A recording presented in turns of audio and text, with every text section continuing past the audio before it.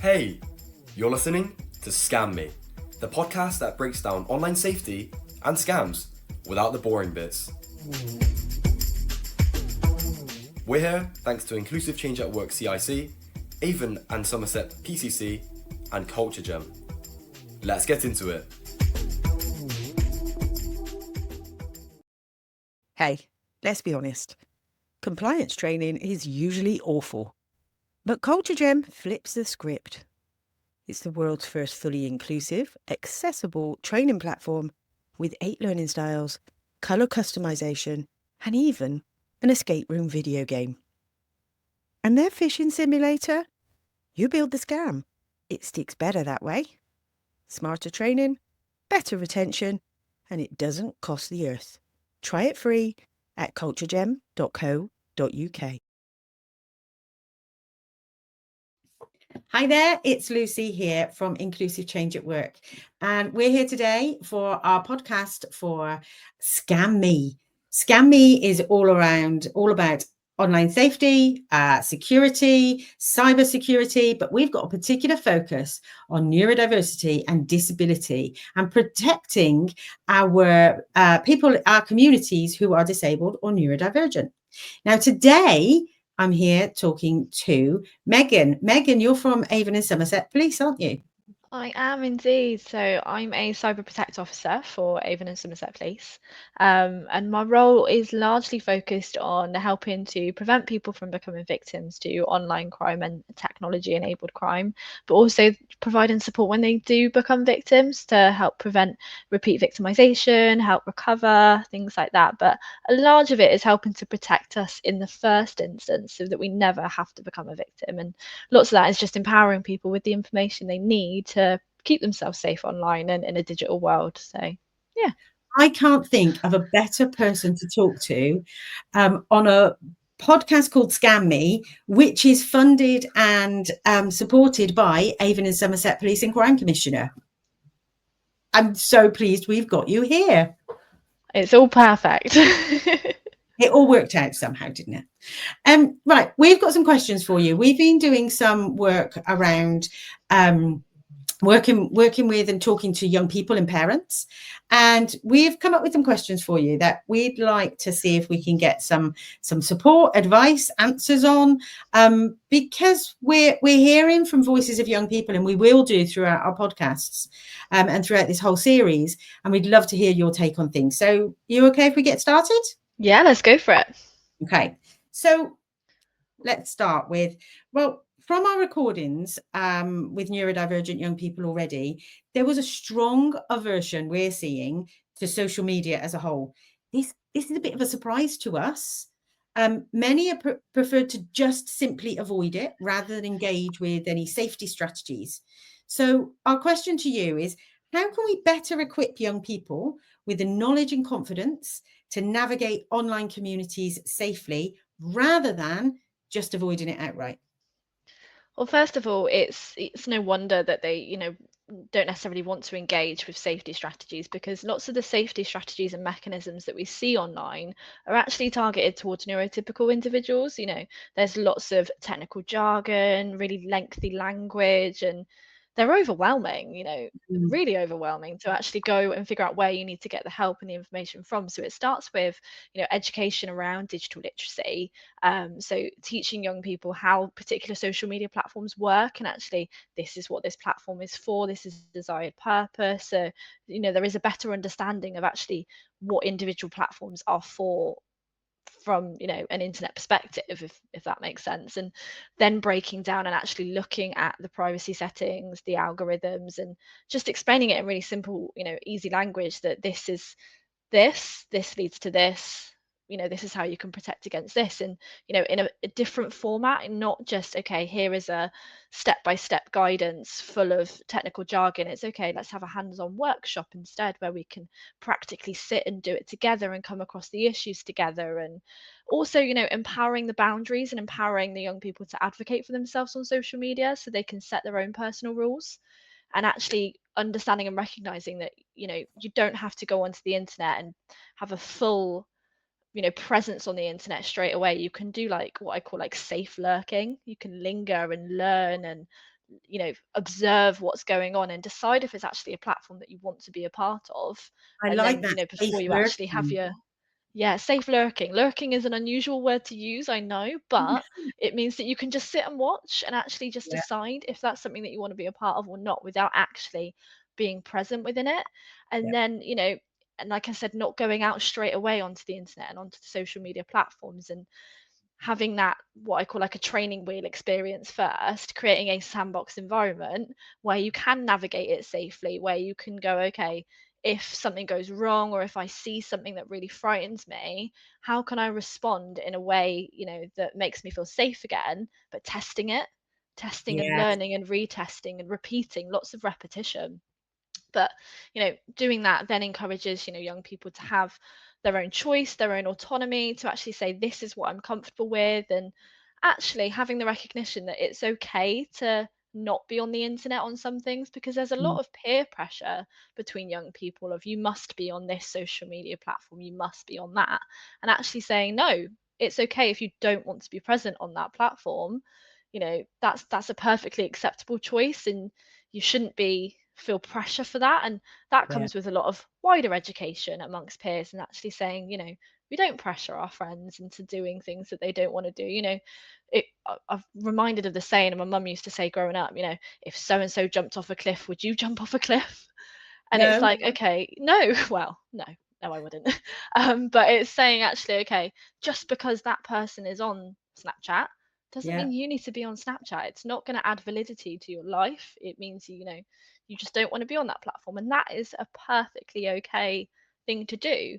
But then in relation to peers, and what I think is probably the most important and actually the best way to build confidence, and the knowledge, is peer mentorship, is actually no, creating peer groups, speaking to other individuals. So if you've got, some neurodivergent students within a school that actually navigate the social media world really confidently and the internet really confidently, they become our mentors, and they can mentor other people and mentor other young people, because that is actually the best way they're going to learn. Because young people don't necessarily like to learn from adults. They think we're dinosaurs and that we don't know anything, and they don't want to listen to us. yeah, Actually, they will listen to their peers. They will take learning advice from their peers if it's done in a really great mentorship way, which is actually what, like I said, I think is going to be one of the most important ways of building knowledge and confidence, is learning from each other and learning from other people's success and going, okay, it worked for them. They're quite confident. yeah. Teach me, show I think me, it's really, help really good. me. Yeah, teach Yeah, me, show me, help me. I've heard you say that one before, I it's think. my favorite. Yes, I love that one. But hang on, just so does that role, or is there training that exists for peer mentors, perhaps? Is there something out there already? Do you know of? Not that I'm aware of. I would love there to be, and it's part of Yeah, a project that I would like to insider knowledge develop myself. Watch this space. But yeah, there are, some schemes set up in schools already, where you have like cyber buddies. You have yeah, like in some schools you get like anti-bullying ambassadors and things like yeah, that. You get digital citizen schemes as well. So there are some little like individual projects, if you like, within lots of schools that I've worked with myself, but sort of nationally there isn't anything that's recognized, and I really think there should be, because it could work as a great partnership with some of the organizations that are prevalent in online safety, and the tech bodies themselves. And I just think it's a great way to get young people engaged and learning from each other, because they're the ones that let's keep, will know what let's they're keep, experiencing. let's put it out there to the universe and let's see what happens there. All right. So Yeah, let's see what happens there. Okay. we'll talk I'm about it gonna move, next year. yeah. I'm going to move on to the next question. Okay. So many people we spoke to seemed to misunderstand key digital safety terms, but still had a basic understanding of what risks there are. What strategies or tools do you think will be most effective in improving knowledge among neurodivergent young people? Yeah, so again, I think it's the way that we try and educate young people around online safety. Most educational settings, their approach to talking about online safety is to get all the students in one room, sit down and have an assembly, which for neurodivergent individuals is the worst thing in the world. Well, you're not going to go into the assembly in the first place. So, No. And there's lots of chatter, lots of noise, and yeah, that can be really overwhelming. But then, Our second approach to actually talking about online safety is, okay, we'll have a classroom-based session with a presentation full of words. Okay, Again, so if we're not dyslexic, we are struggling to read the board. not Yeah. targeted to neurodivergent individuals in any way. So actually, we need to rethink the whole approach and actually break it down into clear, jargon-free, visual aids, infographics. Now, hands-on approach, things like that. I know that I learn best by doing it myself. If you ask me to sit and read a book, and learn how to do something from that book, it's not happening. It's quite frankly You know, not happening. I yeah, need to do it. cool. Let me in there. Let me get started. I'm going to try it, break Yeah. it, fail, try Yeah. again. Yeah, Yeah. exactly. I'm going to break it, fix it. It's going to be a Yeah. cycle, but I'm going to actually, by the end of that, know exactly what I'm doing, how I'm doing it. My brain is going to have made that map connection of Mm, A, B, C, and that is, that's the way that I learn, but that is completely different for everybody. So we need to have lots of different ways that we can teach, online safety and cyber safety, and not just stick mm, to this one sit down and listen approach. So to have those practical, scenarios, to get your hands-on experience, again, we need a sandbox environment where you can almost have like a role play scenario. Okay, this is how you adjust your privacy settings, and then a follow-up. Okay, so you've adjusted your privacy settings to look like this. However, if you use that, you might be exposed to this, so review it, let's do it mhm, again, sort of like mm, a choice and consequences, if you like. So this is the choice that you've made, these are yeah. the consequences, positive or negative, because it could be both. Yeah. And then go back to the beginning. Okay, how might you do it again? And then again, and we need to actually be sitting down with neurodivergent individuals and saying, okay, this is the resource we've got. What do you think? Tell I me, give think, me feedback, yeah. let me Try it. know how you want to learn. Yeah, try it, test it, and let's see and find out. I mean, simply by having conversations with young people like we have been throughout this series, we're hearing from them, we're hearing their voices.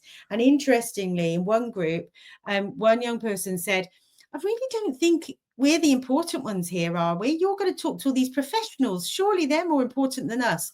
At which point I went, No, no, actually, you are the most important voices, because we want to hear what the world is like for you, and that nobody gives them that opportunity to do that. no. They've not heard them and listened to them. So yeah, changing that flipping that round and actually making them really important. Really just empowering them and like helping, young people to recognize that they are the voice behind the change. If they don't say something's, and this goes for any walk of life, if they don't say, okay, this is wrong, actually, no one will know about it. So if you don't talk about it, nobody knows. So Mm, if you're sat, trying to learn about online safety or tech safety, and it's not processing and you're not understanding, have the confidence and that ability to just empower and advocate for yourself, to say, actually, no, I don't understand. This is not how I learn. yeah, Change it. And that took me a really long time to learn that lesson. Well into my adulthood, I didn't learn that lesson of actually saying, no, I don't understand, and not feeling stupid or silly, because you're not stupid or silly. Everybody's brain is different and wired in beautiful ways. And actually it's something that we should be quite proud of and say, actually, no, I don't learn like that. I learn like this. Can you adapt it, that's please? really important. We still need to get that through the education system, though, and it Yeah. is a big challenge. But let's hold that thought and hope that we can influence a bit of that change. All right. So moving on. For many neurodivergent young people, gaming is their main social outlet. However, some people that we've spoken to express concerns about things like bullying, scams, and exploitation. What do you see as the biggest challenges that law enforcement face in making these communities safer, and what more can be done to support and make young gamers feel safe? Yeah, I think it's a really challenging one, because I feel that more responsibility needs to be put on the platforms themselves to make their environment safer. Things like lots of gaming platforms allow you a degree of anonymity, or Mm, anonymity, or allow you to be anonymous as yeah, such, which actually then prevents really difficult opportunities for actually attributing people when putting their name to things, if that makes sense. So if you have to put your name to something that you're saying online when you're you know looking to online bully someone, if your name is by it, you're less likely to do it. If you've got, the ability to hide behind being anonymous, not using your name, things like that, what are the barriers that you're going to face as an online bully in the first instance? So that is a massive issue. Then, you also have the issue that the threats are rapidly evolving and rapidly changing. As quick as technology is evolving, so is the way the criminals target young people, adults, Mm. absolutely everybody. And when you add in things like the use of AI, except, that sort of thing, that has massively changed the way that we see people targeted, the way that people are able to commit their crimes online. That is a whole kettle of fish in itself. But it's also a massive issue with things like underreporting. So when people aren't reporting, we can't pursue it from a law enforcement perspective in the first instance, but also we then don't even know about it to help you, to safeguard you, to actually use that to protect other people. So when people do report, it's really helpful in protecting other vulnerable people, because we know exactly what is going on, who's being targeted, and if a new threat has emerged, we can quickly respond to that. And we can do lots of, and that's part of my job as a protect officer, is to say, okay, we've got a new threat emerging on this particular gaming platform where young people are being targeted in this way. Okay, let's use that. Let's go and target those young people and let them know what's happening, so they stand a much better chance at protecting themselves. So if you're worried about reporting an issue or reporting something that's happened, maybe you don't necessarily think it's a big deal, because sometimes people go, okay, it's fine, it's just I've lost a couple of quid to a scam, it's fine, I'm not going to bother reporting it. That's the wrong attitude, because actually, if you report it, even though you don't necessarily feel like it's an issue for yourself, we can protect lots of vulnerable people with that information alone. And your one report is safeguarded potentially hundreds or even thousands sometimes of other people. And that's a really great thing. It encourages us to be active bystanders, I think, to actually stand up and say, this is happening online, it's wrong, I'm reporting it, therefore we're protecting other people, aren't we? So they're I the think challenges. Yeah. yeah. Where would people report? So it depends what's happened, really. So, and this is again part of the issue of reporting. Yeah. There's lots of confusion for everybody about Yeah. where we report, and does it go to the police first? Does it go to another organisation first? And it's really confusing, which I completely get, which is why we do need improved reporting systems, more, clear cut of this gets reported here, this is here. So anytime, there's safeguarding issues, there's a crime in action, someone is at real risk, call the police all day, every day. And, No, no. there's a misconception that, oh, I can't call 999 because it's not an emergency, the police need to Wasting deal their with these big things. Real common misconception, but that is what we are here for. If you call 999 and it's actually not as urgent as you think, they'll just de-escalate you to the non-emergency service. You won't get Right. told off, you won't get shouted at. If something else is more important at that time, it will just be sent to the right profile. You won't get told off. But there is Brilliant. also the 101 number, which not a lot of people know about. So for non-emergencies, call, get advice, and you can chat to someone there. But you can make a lot of reports online now as well. I know for me that phone calls, which is ironic, can be really overwhelming for me, Yeah. which I know is very ironic. They'll want Yeah. to chat, or they'll want to type it in. That's the Yeah. quickest, easiest way, isn't it? So for Avon and Somerset, we've got online reporting platforms where you can report the majority of crimes now. So you can do that online, type in, you don't have to speak to another individual. There's also lots of accessible ways of reporting now as well. So if you use sign language, there's loads of information on our website about how you can report as a deaf or hard of hearing individual. Yeah. There's lots of accessible ways that you can make a police crime report now, which is amazing. But you've also got things, so if you are a victim of fraud or cybercrime, that goes through an organisation called Action Fraud, which is the National Recording Centre for Fraud and Cybercrime occurrences. And then when it comes to reporting with the platforms, report to them as well. So if something is happening on a social media platform or a gaming platform in particular, tell the gaming platform, tell them what is happening, so that they can actually action it on their own profile. And they are getting better. I know historically lots of gaming platforms aren't the most amazing at No. responding, but they are getting better. They are actually taking on a bit more responsibility to make their own platform safer.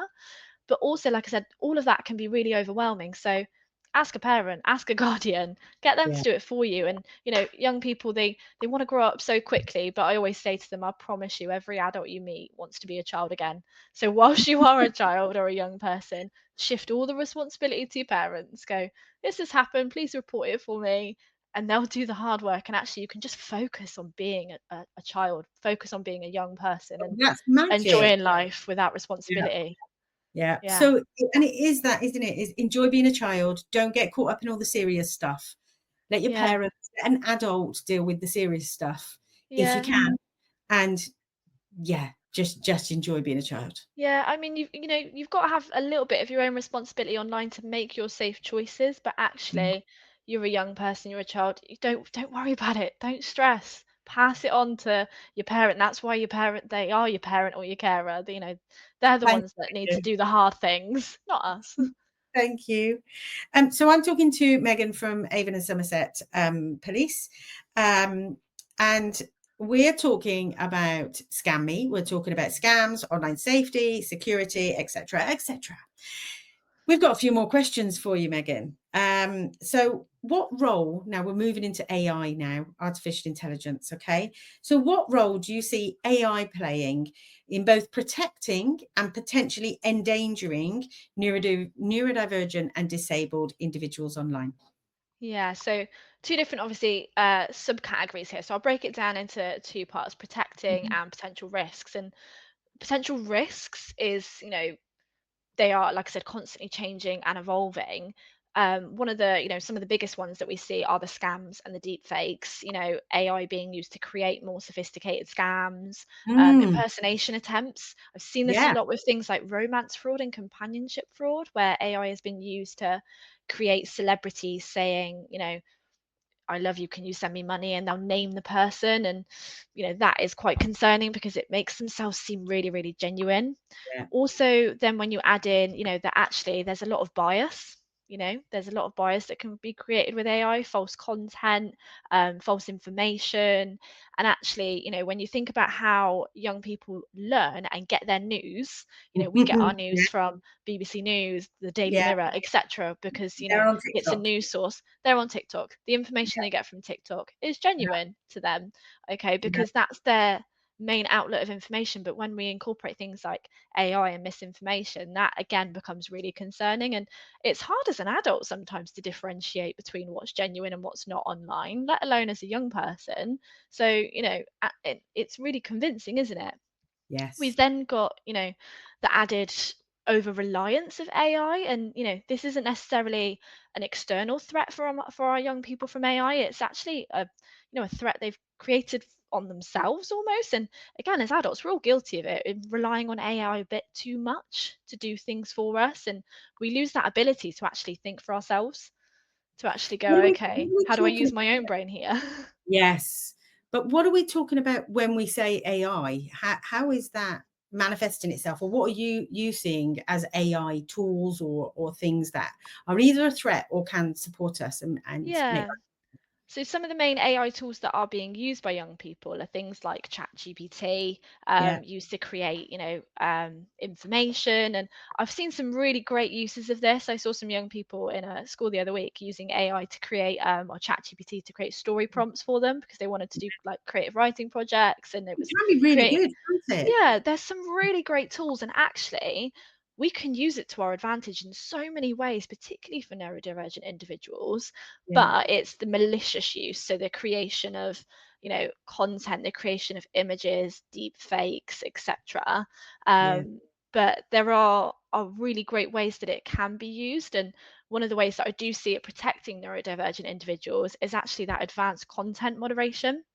And this protects lots of young people. The way that AI on a lot of platforms now is being used to detect and remove harmful content in the first instance. So it's being used to identify things like scams, exploitation, even things like cyberbullying. It's picking up things in conversations on social media platforms, and that is then being used to create online safer spaces. So that's a really great way that it's being integrated in a nice positive way to further protect young people. And then again, for neurodivergent individuals, there are lots of ways that AI can be used, to like induce, not induce, ways that it can be used to positively influence accessibility features. So Yeah.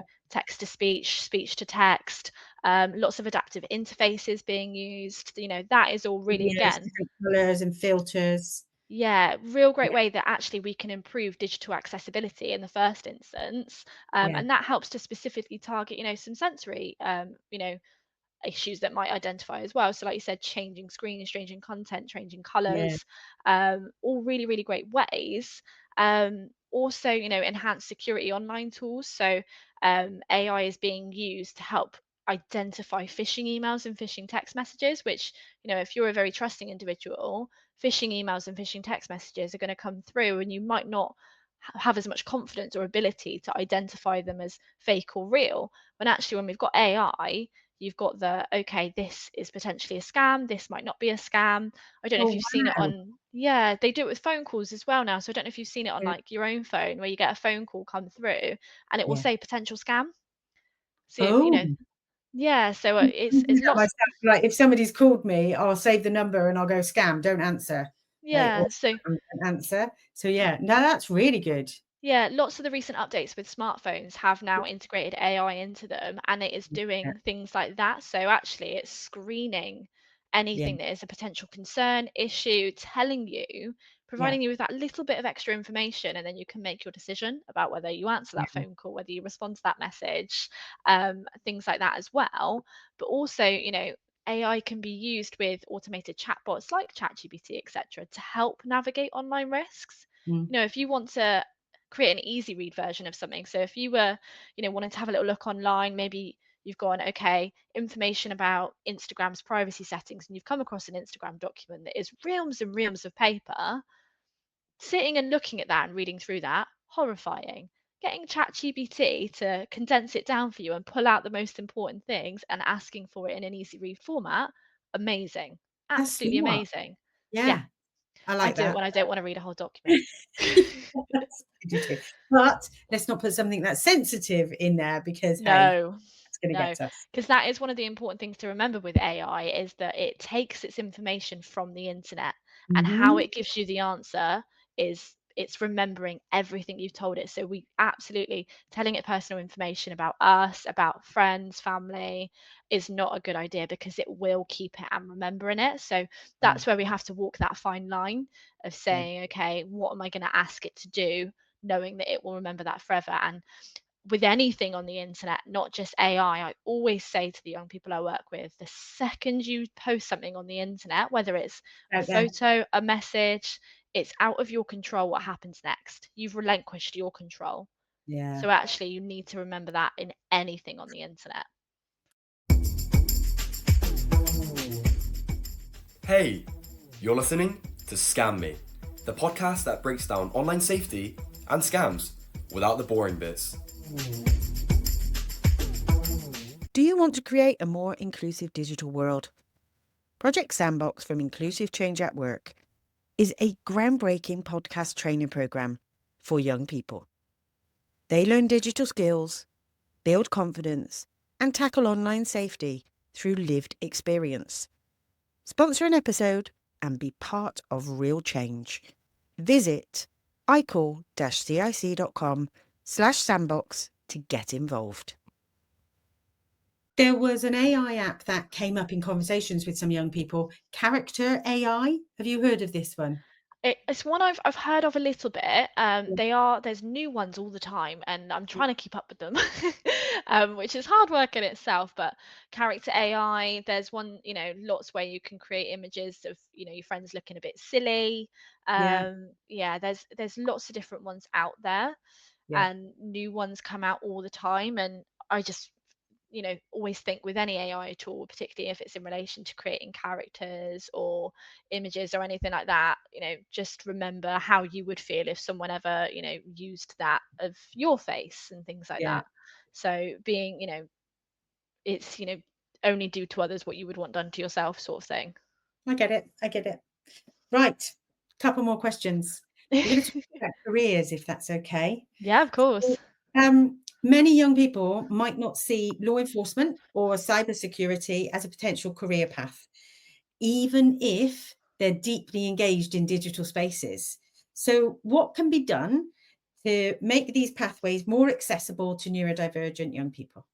Yeah, of course. So I'm really fortunate that, within Avon and Somerset Police, there's a lot of really positive role models, lots of really good individuals that we can look to and actually go, okay, you're a really positive influence and Mhm. you are neurodivergent or, disabled in whatever way that it might be, because, everybody is completely different, aren't we? But, Yeah, having those really positive role models is so important. And I don't think we place enough, attention on that in any walk of life. yeah, It's actually saying, these are, neurodivergent individuals. Look what they've achieved within their role. This is how they got there, because nobody lands straight exactly where they're meant to be. You climb yeah, the hill, you fall back, you climb the hill, you fall back a bit.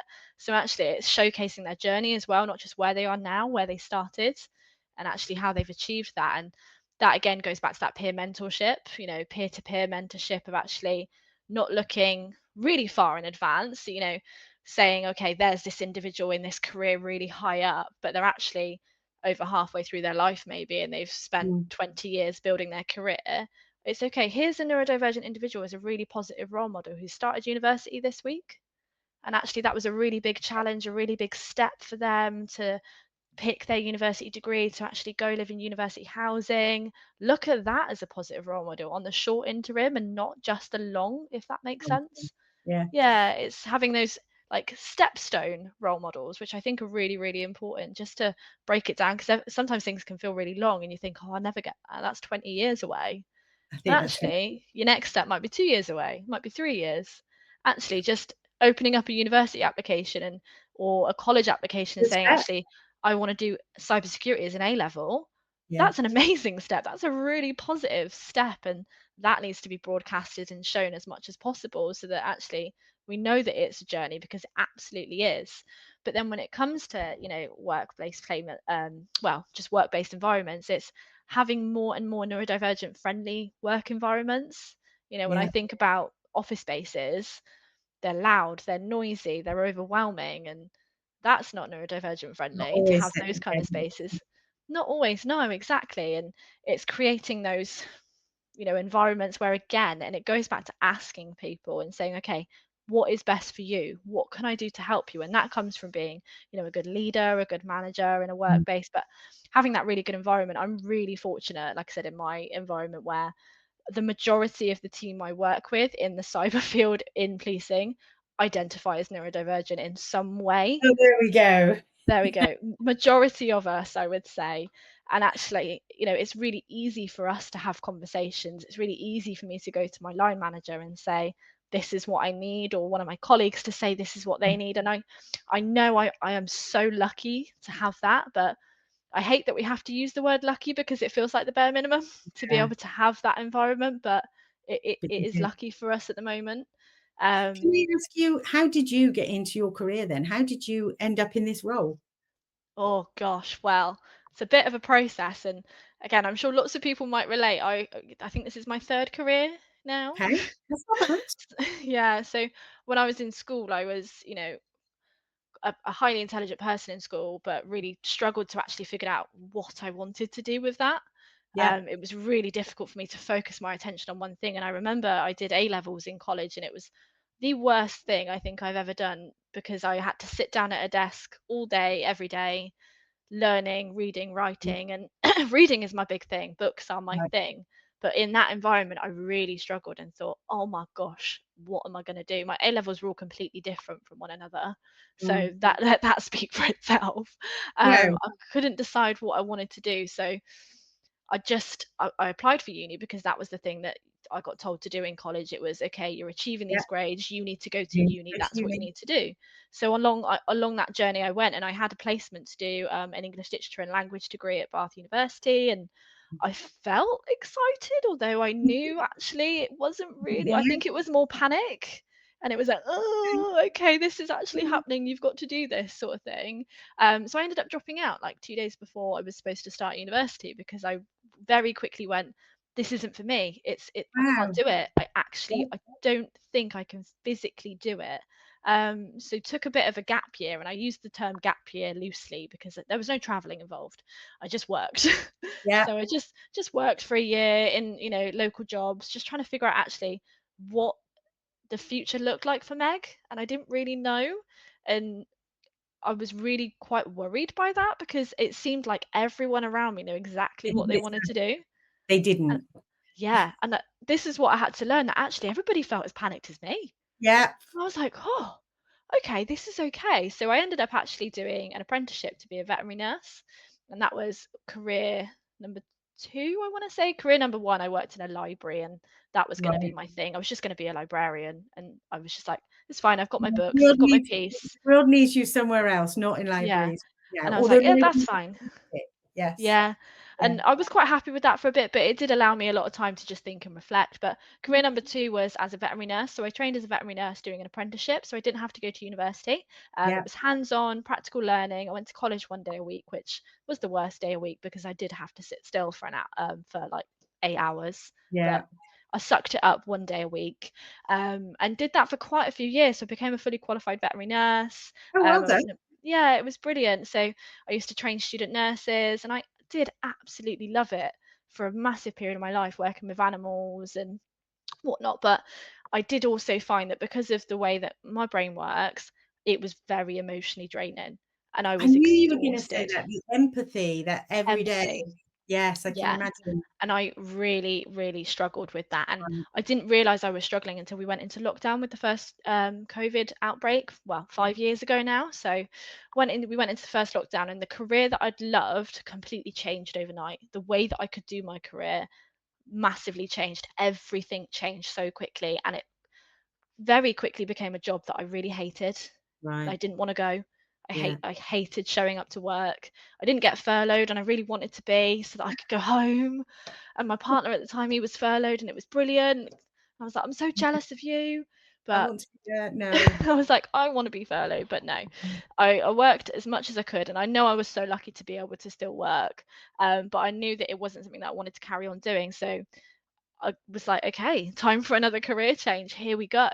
And my sister-in-law was working, and she still is working for the police at the time as a call handler. And she said, come here, come and work in the police. I promise you it'll be the best thing you do. And I Wow. was like, okay, I'll like I'll talk to you about it because my sister-in-law is neurodivergent as well. She's got ADHD, Yeah. and she said it is the best thing I think I've ever done. She said that I'm listened to, I'm adapted. She said I can work this hour if I need to. She said there's so many career options available. She said it's not just the uniformed police officers that everybody thinks it is. She said Yeah. there are thousands of roles behind the scenes. She said have a look, come and see. And she had me talking to one of her line managers who was also an ex-veterinary nurse, so we got along really well there. And I was looking and looking and thought, okay, I don't want to be a call handler because of the empathy. I don't think I Yeah. can leave No, the it's phone at the brilliant. phone. I was like, Yeah. I know for my own well-being I can't do that. So Yeah. I looked, and my first job within the force was as a vulnerable victims of fraud coordinator, Right. which supported vulnerable victims of fraud, preventing them from becoming repeat victims. And again, because of the empathy I had, that was the perfect role for me because I could spend some time with each victim, supporting them, providing them with advice and guidance, knowing that I've made their day a little bit better just from That sounds like providing that a support. fantastic job. So I loved it, but I've always grown up with technology, and I've always had a technical mindset, and that was sort of where my heart was at. So in the first job I had, I closely aligned with our cyber team. Right. Did a lot of admin work for them, really helping and supporting as much as I could. So when my current job came available, oh my gosh, I ran for it. I jumped in head first. When the job listing came up, I remember saying to the sergeant at the time, I love that. That's mine. Anyway, all right. I love that job. And he was like, and he knew me quite well, bless Yeah. him, and he still knows me quite well. He was like, I don't doubt you for a second, Meg. So I do not doubt you, and I've never looked back. And even now, I go through wobble or have been through wobbles over the last couple of years where I go, okay, is it time for another career change? Then I go, nah, Yeah. I'm quite happy. I'm so happy with the job that I You do. sound it. No, it's fantastic. And I'd be Yeah. really interested for young people, what kind of qualifications do you need for that role? Oh, so I didn't have any in relation to the cyber field at Love all. it. None at all. Like I said, I've got a diploma in veterinary nursing. I've got some A levels that I actually find a bit useless. Although one of them was law, which has surprisingly come That's in so cool. handy. So, it's not the end of the world. I don't regret, doing my A No, levels or doing anything that I've done in my career because I don't really have any regrets in my life. I think everything I've done has made me who I am. But no, I didn't have any qualifications coming in. And now, having been in the role that I'm in, I've been put through qualifications with work. So I've now got certificates in cybersecurity. yeah, I've been put on because a lot of my job is presenting and teaching, which can feel overwhelming for a lot of people. yeah, Whereas for me, that was always my element. It was talking, yeah. which my school teachers will tell you was all I did, which is why I'm now good at my job. You're doing So I've been, well there then. You're in that perfect space. yeah, Thanks been for put through calling. like presenting courses, all sorts, neurodivergent. So I went on a course which was called Neurovision, which was specifically for learning about neurodivergent individuals and how we engage with them from a law enforcement perspective. And Oh, brilliant. um, reason we have that specific course for cyber is a lot of individuals that are victims of cybercrime or commit cybercrime offences Mm, are neurodivergent. So it's so important that our team of cyber investigators actually have the ability to engage, yeah, communicate, do whatever we need to do to carry out investigations from both perspectives and make sure that everybody's needs are met as a bare minimum. So all of us have to go on that course when you work in the cyber field within the yeah. police. It's mandatory across the UK. So which I think I is a think really that's great thing. fantastic. That's so interesting. I want to thank you for taking me down that. Let me take you down that personal route. But So I think it's really important to talk about role models and show good role models in cybersecurity, in the workplace. Just amazing. So thank you for that one. that's Hey, let's be honest. Compliance training is usually awful, but Culture Gem flips the script. It's the world's first fully inclusive, accessible training platform with 8 learning styles, color customization, and even an escape room video game. And the phishing simulator? You build the scam. It sticks better that way. Smarter training, better retention, and it doesn't cost the earth. Try it free at culturegem.co.uk. Have we got time for one last question? Yeah, go for it. Right, okay. So loneliness and isolation can make young people more vulnerable online. And while the young people we spoke to said that being online could help with loneliness, most of them felt safer avoiding digital spaces and not engaging. So, what steps can be taken to help those young people build digital resilience and create safer online environments? Yeah, so again, I think the first thing that we need to do is create environments where we can learn, we can test. Because when you learn to ride a bike, you don't just go on a bike and off you go.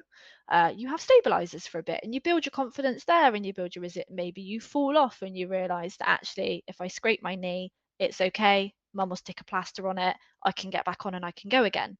We Yeah, need that in the digital world where we can actually learn, fall off, scrape our knees, realize that actually, okay, we can ask for help, what mhm, that help is going to look like, because we don't want, necessarily to have control taken away, because, when things do go wrong, quite often a parent or parent's first instinct is to go, okay, it's fine, you're just going to come off of there. yeah, Because to the parent carer, they've safeguarded. They've gone, okay, we've safeguarded you, access has been restricted. To our neurodivergent young person, control's been taken out of your hands. You have no influence over that. And that's something really difficult to get your head around every now and then. So it's yeah, saying, okay, when things do go wrong, how can I, ask for help? How is that help going to be given to me? What element of control am I still going to have over this? What influence is it going to, am I going to be able to put yeah, into this? And, allow those young people to develop their digital strategies or digital coping strategies, if you like, to say, okay, if I am going to be present in this online world, this is the content I'm happy to see. This is the kind of interactions I'm going to have, but also including things like, okay, if I'm going to be on a gaming platform, I need to make sure I take breaks. How is that going to look? How am I going to schedule that into my routine? How am I going to make these plans for myself so that they can develop their self-resilience and actually have that sense of autonomy and, like I said, advocate for themselves as much as possible. Encouraging positive online communities is a really good thing as well. Like I said, that peer-to-peer influence, creating platforms that are designed for neurodivergent individuals and asking neurodivergent individuals, what kind of things do you want to see? What do you want to be part of? What do you want to be present in? We go back to also that safe lurking, my favorite word, my safe lurking, as a step towards engagement. So allowing, young people to observe, to learn, to just linger in the background before taking that step forward into that platform or onto whatever it might be. Also, and probably the most important thing, is normalize asking for help, which is absolutely fine to do. You're never too old to ask for help. I still ask for my mum's help all the time, and I'm nearly 30. That is absolutely fine. There's no stigma that should be associated when you are feeling overwhelmed or unsafe or completely out of your depth, and going, actually, yeah, I am a bit out of my depth. I'm going to take it back a step and learn a little bit more before I try again. It doesn't have to be it went wrong, no, not doing it ever again. Yeah. It's okay, it went wrong. Let's take a step back, figure out how it went wrong, why it went wrong, who can I talk to, how can I make it better next time, what am I going to learn from this, which I think is really, really important. And then also, validating offline and online experiences. So saying, actually, it's okay if you don't want to be online and that isn't your safe space. We don't want to push people out of their comfort zone, but it's not closing it down as an option. Saying, okay, we understand you don't want to be in an online space right now.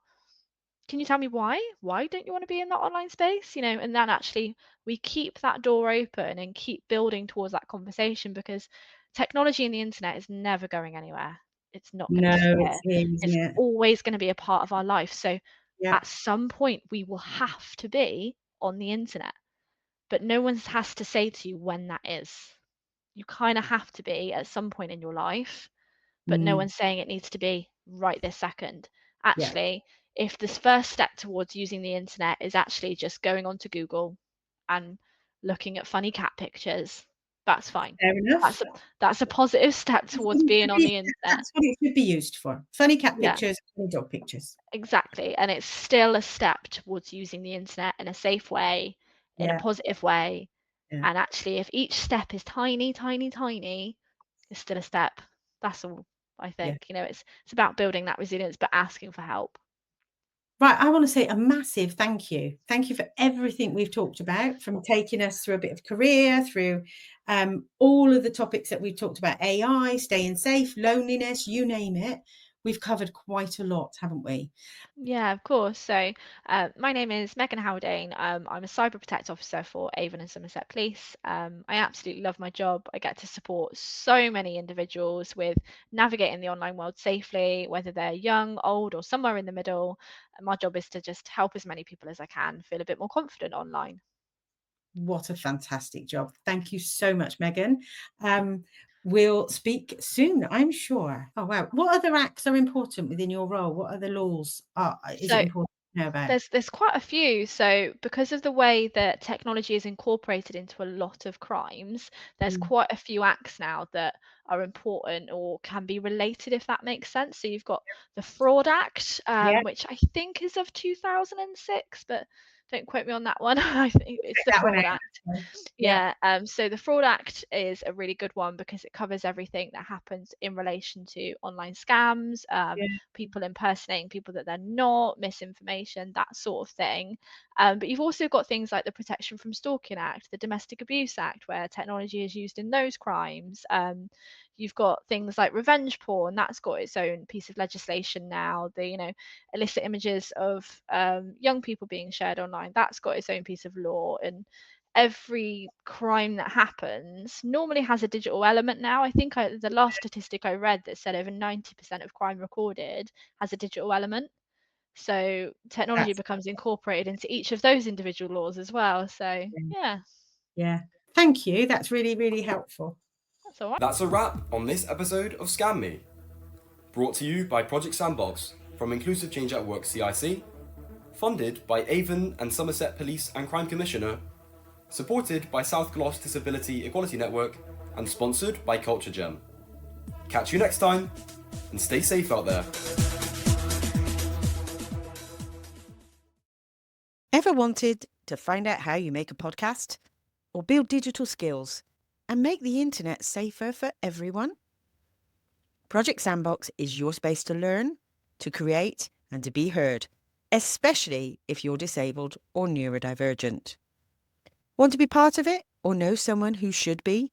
Head to iCall-cic.com/sandbox and get involved.